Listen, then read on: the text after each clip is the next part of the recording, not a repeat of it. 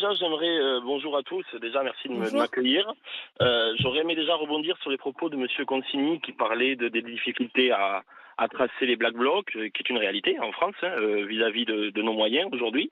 Mais j'aimerais aussi que Monsieur Consigny parle de la loi anti-casseurs qui a été invalidée par le Conseil constitutionnel. Cette loi anti-casseurs qui aurait permis déjà beaucoup de choses, Pourquoi?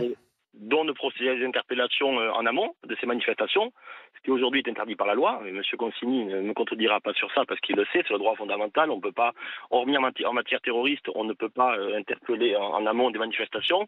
Cette loi anti-casseurs qui aurait pu être votée, qui n'a pas été validée par le Conseil constitutionnel, aujourd'hui réglerait énormément de problèmes. C'est une certitude mathématique.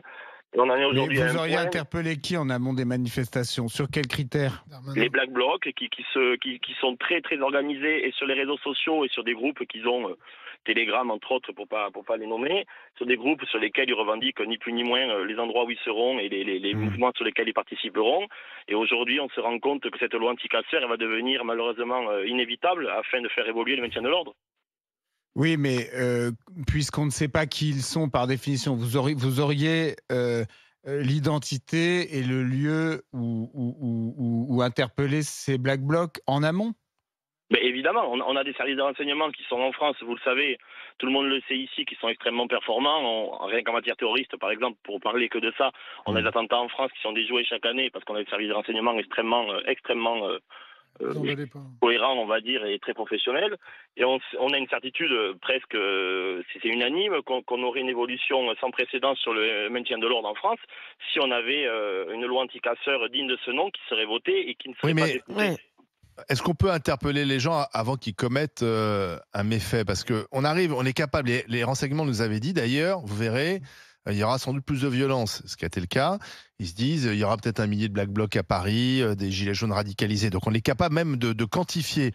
À partir de ça, là, qu'est-ce qu'on peut faire de plus? Parce qu'on ne peut pas arrêter les gens avant qu'ils aient commis un délit.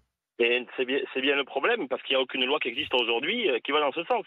En France, on ne peut pas. Mais ça passera jamais. Vous avez, en matière terroriste, vous avez par exemple l'association de malfaiteurs terroristes, qui est une infraction assez floue et qui permet, dès lors que quelqu'un présente quelques signes de radicalisation ou de projet plus ou moins terroriste, de l'interpeller et même de le condamner lourdement. Donc on aurait pu imaginer un dispositif similaire. Le problème, c'est que moi, je suis certain, cher Thomas, que dès l'instant où on mettra une loi comme ça entre les mains du gouvernement, il va évidemment ratisser beaucoup plus large que les seuls individus vraiment dangereux et il va en profiter pour empêcher certaines personnes non violentes de manifester. On voit que déjà, en ce moment, et depuis maintenant un petit moment sous Macron, il y a un papier très bon du Monde ce matin là-dessus, des dispositifs prévus pour le terrorisme sont détournés et utilisés contre les mouvements sociaux la liberté que prend le gouvernement, les préfets avec la loi, elle est maintenant quasi systématique, c'est-à-dire ils prennent des arrêtés dont ils savent très bien qu'ils vont derrière être censurés par le juge administratif. Mais le juge, le temps du délai de recours, etc., ils seront censurés après les effets de l'arrêté.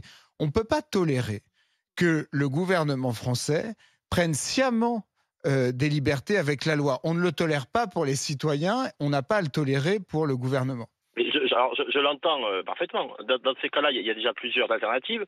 La première, c'est que je considère que votre corporation, les avocats, ont une puissance assez, je pense, c'est importante pour savoir modifier les lois quand elles sont en instance d'être votées. Oula, j'écoutais hier par exemple hier le président des syndicats des avocats qui parlait de l'utilisation des drones. Qu'on serait face à une difficulté majeure sur les drones. Ça a été validé par la justice. Les drones, vous les avez. Oui, mais à juste titre, qui ont été validés. Mais à peine est-il validé, cette loi à peine est-elle validée, déjà, le président du syndicat des avocats parlait que ça allait créer des soucis. Oui, mais vous savez, mais ce sont les mêmes qui, il y a quelques années, nous expliquaient que la vidéosurveillance était liberticide. Aujourd'hui, même les maires de gauche mettent des caméras de vidéosurveillance. Exactement. Le drone, c'est une caméra de vidéosurveillance de plus. Et vous savez pourquoi on les utilise? C'est parce que les casseurs s'en prennent à ces caméras de vidéosurveillance pour pas être reconnus avant de commettre leurs méfaits, puisque c'est grâce à ça qu'on les retrouve. Voilà. Mais vous voyez, moi ça me fait marrer cette polémique. Dans 10 ans, on n'en parlera plus. Oui, mais je ne sais pas si c'est une bonne chose, franchement. Oui, je sais bien, mais tu disais la même chose, imagine les caméras de vidéosurveillance. Est-ce qu'on a envie de ressembler à la Chine? Est-ce qu'on a envie de se caler? On ressemble à la Chine, tu trouves? Les drones. Va manifester en Chine. C'est en Chine. En Chine, ils ont utilisé des drones pendant le confinement pour inviter les gens à rentrer chez eux. On a vu les images de pauvres petites vieilles dames qui se faisaient harceler par des drones du gouvernement. Tu trouves qu'on en est là? Je ne trouve pas qu'on en est là. Je constate que c'est en Chine qu'on utilise des drones. Mais partout, on utilise des drones. Moi, monsieur, moi, je trouve que c'est toujours pareil. C'est très limite démago de toujours parler, de comparer la France à la Chine. Oui. C'est toujours les mêmes débat. excuses. C'est toujours les mêmes excuses et c'est le même. Je trouve le même fond de débat. On revient toujours à dire oui, on va devenir la Chine. Enfin, est-ce que regardez, pendant le Covid, on a fait ce qu'a fait la Chine. Oui, mais vous, monsieur, et on s'est rendu compte après que c'était probablement une connerie. Vous le savez mieux que moi, non, monsieur Consigny. C'était sur le zéro Covid. Il y a quand même la CNIL en France qui est assez, je pense aussi compétente. La CNIL qui même nous, dans le travail de la police, nous endommage, nous empêche d'avoir un travail des fois plus cohérent vis-à-vis du droit à l'image et ainsi de suite. Je pense qu'on y a des années-lumière aujourd'hui en France de pouvoir se comparer à la Chine. Oui, mais cher Olivier, cher Thomas, pardon, parce qu'il y a écrit policier, donc je lis mal. Cher Thomas, je pense que autant le maintien de l'ordre, la répression des infractions, tout ça est extrêmement nécessaire et nous remercions tous les policiers tous les jours de faire ce travail.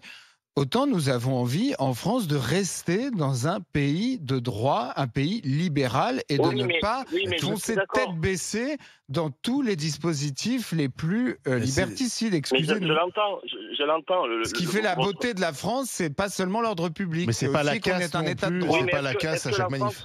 Est-ce que la France aujourd'hui peut continuer à se targuer d'être ce qu'elle est si les moyens alloués sur le maintien de l'ordre n'évoluent pas, par exemple, si on n'a pas une véritable modernisation du maintien de l'ordre en France? Moi, je suis désolé. On peut discuter de ça pendant des heures. On peut en discuter des heures entières. D'ailleurs, je vais faire vite parce que je sais que je suis pas tout seul à appeler pour revenir. Et puis là, c'est terminé, là, Thomas. Allez-y, terminez. Finissez votre phrase. Pour rebondir sur plein de propos tout à l'heure, où j'entends, par exemple, je sais plus, je crois que c'est Joël qui parlait des 12 000 collègues qui avaient une escalade qui était. S'il y a une escalade aujourd'hui en France, c'est justement parce que notre service de renseignement considère que la manifestation d'hier allait être ultra violente, ce qui a été le cas. 406 collègues blessés, 24 collègues hospitalisés à Paris, 3 collègues grièvement blessés. Il y a une véritable escalade. Oui, il y a une escalade, mais je pense certainement pas qu'en France, il y aurait une désescalade en enlevant des policiers. C'est la doctrine c'est pas votre travail, c'est la doctrine qui me pose une question. Et je me dis quand même qu'en Europe, on n'est pas les seuls. Enfin, on vit pas sur une île et qu'on peut. Partout. C'est venu d'Allemagne. Oui, complètement. Donc, et on peut voir justement là d'où c'est venu et comment ça s'est arrêté et aller voir comment ils ont fait. Voilà, c'est quand même pas la mer à boire. Sincèrement, en Allemagne, ça s'est pas arrêté. On croit toujours que. On n'en est plus. On n'en est pas. Il y a eu des manifestations très violentes. Il y a eu des manifestations très violentes au Royaume-Uni. En fait, on a ce même phénomène. D'ailleurs, souvent, les Black Blocs viennent de l'étranger. Ils font un peu la tournée des manifs. Donc, enfin, je pense que c'est faux de croire que c'est un problème. Après, j'ai pas vu dernièrement des violences aussi graves en Angleterre ou en Allemagne.